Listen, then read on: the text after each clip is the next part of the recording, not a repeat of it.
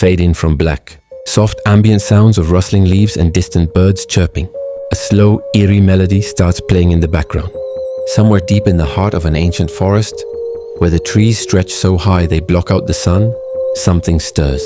Not a creature of flesh and blood, but a presence, a watcher. They say that in these forests, the spirits of the past never leave.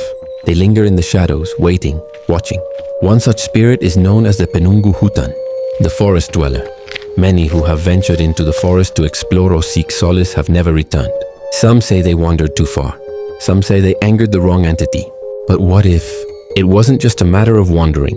What if something or someone was keeping them there? Meet Alex, an aspiring journalist who has heard the stories, but like most, dismisses them as mere superstition. Alex's curiosity leads him into the depths of the forest, with the intent to uncover the truth and perhaps to prove the stories wrong. Alex, in a slightly confident yet curious tone, "I've heard the stories. People say there's something out here, but I'm not buying it. Just a bunch of old folktales.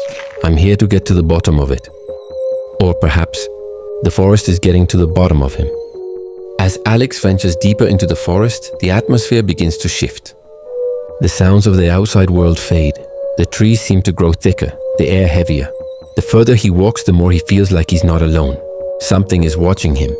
Just as Alex is about to make the decision to leave, he hears it, a low guttural sound, something moving through the underbrush. Slowly, a figure emerges from the shadows. It's tall, unnaturally tall. Its features are obscured by the darkness, but the eyes, those eyes are glowing, like coals burning in the night. The figure doesn't move. It watches Alex, its head tilting unnaturally. Time seems to stand still as Alex feels the cold, suffocating grip of fear tightening around him. With a voice like the rustling of leaves, the forest dweller speaks. Its words are not meant to comfort. The entity doesn't respond directly. Instead, it gestures toward the path behind Alex.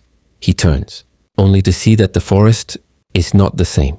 The trees, once familiar, now twist and writhe like dark silhouettes. The path is gone. Alex realizes then it was never a choice. The forest dweller controls the forest, and once you enter, there is no leaving.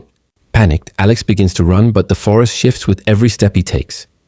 No matter how fast he moves, the trees and the ground seem to change, leading him in circles. The whispers grow louder, echoing in his mind. The forest dweller is not just a being. It is the forest itself, and it feeds on the fear of those who dare trespass. But the forest does not listen. It only watches. It has always watched.